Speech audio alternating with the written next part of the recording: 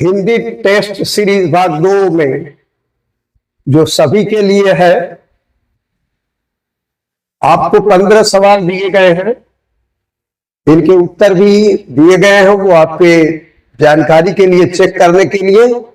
इन उत्तरों को ढक करके आप सवालों के उत्तर विकल्प सही तलाश करें और देखें कि आपके कितने उत्तर सही होते हैं, फिर उसको उत्तरमाला से मिला लें। इसमें ये छोटे बड़े सभी कंपटीशंस के लिए है, क्लास के लिए है, आपकी नॉलेज के लिए है। और शिक्षा प्राप्त करने की कोई उम्र नहीं होती है। आदमी मां के पेट से कब तक सीखता है। तो इसमें पहला सवाल है, प्रेमचंद का अंतिम उपन्यास कौन सा है? उसमें 4 विकल्प दिए गए हैं, सेवा सदन, रंगभूमि, गबन और गोदान। इनमें से कोई एक है तो 4 हो, लेकिन कोई एक उपन्यास है जो उन्होंने अपनी मृत्यु से पहले लिखा था। वो कौन सा है? आपको सही विकल्प चुनना है। प्रश्न नंबर 2 है, मुक्ति यज्ञ खंड काव्य में कितने सर्ग हैं? 3 सर्ग हैं, 1 सर्ग है, 2 सर्ग है, 5 सर्ग है। ये आपको सोचना है। ये कक्षा 12 के लिए निर्धारित खंड काव्य में से है। लेकिन अगर आप कंपटीशन की तैयारी कर रहे हैं तो आप ये न सोचें कि मुक्ति यज्ञ से हमारा क्या संबंध है। नहीं, इसको अगर पढ़ेंगे आप वीडियो के माध्यम से तो आपको पता लगेगा कि इसमें समसामयिक तमाम घटनाओं का संग्रह है। ये तीसरा सवाल है, महाभारत की कथा पर आधारित नाटक है। अंधायुध है, नहुस है, आधे अधूरे है, अंधी गली है। इन 4 नाटकों में से कौन सा नाटक है जिसका आधार महाभारत की कथा है? चौथे सवाल में, किस रस का स्थायी भाव निर्वेद है? वीर, शांत, कर्म और रौद्र। इनमें से आप चुन लें उसको, आपको आसानी होगी, बहुत आसानी से कर सकते हैं। अगर वीडियो हमारे रस का देखे होंगे, उसमें बहुत डिटेल के साथ है। सवाल नंबर 5 में, ऊधव योग योग हम नहीं में अलंकार है। किस अलंकार का प्रयोग किया गया है? उपमा, श्लेष, यमक, रूपक। इनमें आपको एक चुनना है कि कौन सा है। कि कृष्ण जी जब अपने संदेश वाहक उद्धव जी को भेजते हैं, उद्धव जी की बातों को सुनकर गोपियों को ऐसा लगता है कि ये अपनी मनगढ़ंत बातें कर रहे हैं, इसलिए वो आदमी में कहते हैं उनसे, उद्धव योग योग हम नहीं। छठा सवाल है, किस छंद के दूसरे और चौथे चरण में 7-7 मात्राएं होती हैं? ये मात्राएं आप छंद में गिनते हैं, जानते हैं। उसमें सोरठा, चौपाई, दोहा और वरवय। इन 4 में अगर आप देखेंगे कि ये सब सब मात्रिक छंद है, मात्राओं की गणना करेंगे तो किसमें कितने मात्राएं होती हैं बहुत आसानी से आप बता देंगे। कौन सा वर्ण ओष्ठ नहीं है?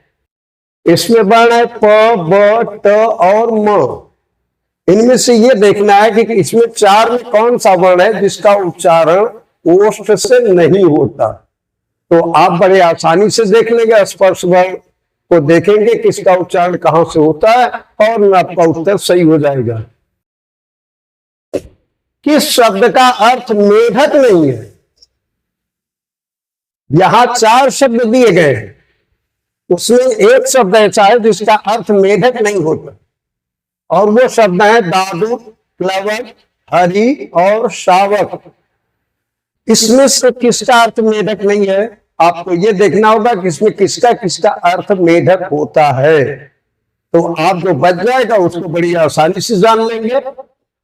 अगले में, श्रृंगार का तद्भव रूप क्या है? श्रृंगार ये तत्सम शब्द है, संस्कृत में प्रयुक्त शब्द है। इसका लोक जीवन में प्रयोग करते हैं तो ये किस जानवर के लिए आता है? उसमें लिखा हुआ है सियार, लोमड़ी, भालू, बंदर। किसके तत्सम लिखेंगे हम तो श्रृंगार होगा, वो आसानी से आप कर लेंगे। अगला सवाल है, सूर्यांश में कौन सी संधि है? और ये चारों स्वर संधियां दी हुई हैं, यण है, गुण है, दीर्घ है, अयादि है। इन चारों में से कौन सी संधि होगी सूर्यांश में?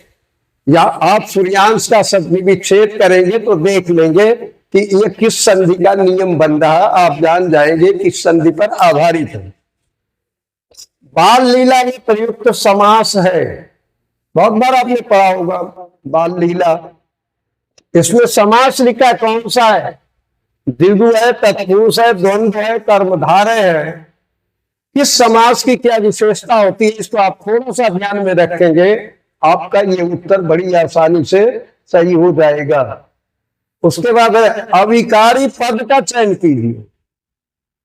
उसमें लिखा है अव्यय, क्रिया, संज्ञा, विशेषण।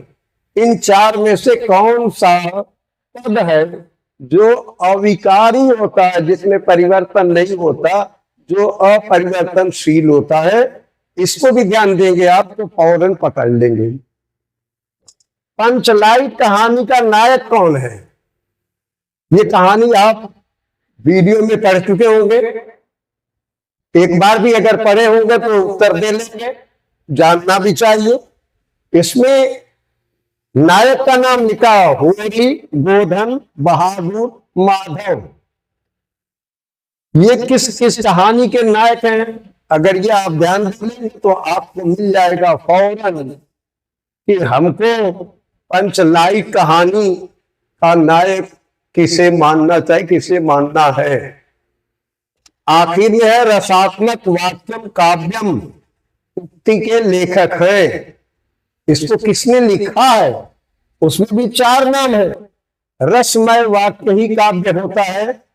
इसके इतने मम्मट है, आचार्य दंडी है, आचार्य विश्वनाथ है, आचार्य वामन है। इनमें से आपको किसी एक को चुनना है। और 15वां और आखिरी सवाल है, संयोग में प्रयुक्त उपसर्ग है। उपसर्ग प्रत्यय बहुत डिटेल के साथ आपने पढ़ा है और बहुत काफी इस वीडियो को प्रसिद्धि मिली है। इसमें लिया हुआ उत्तर सम है, सन है, संग है, सभी है।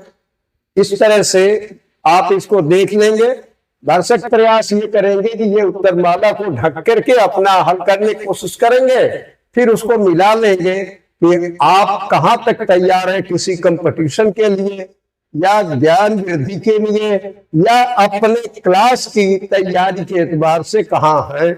बहुत बहुत धन्यवाद। अगर आपको ये वीडियो पसंद आए तो लाइक और शेयर कीजिए और वीडियो को सब्सक्राइब भी कीजिए।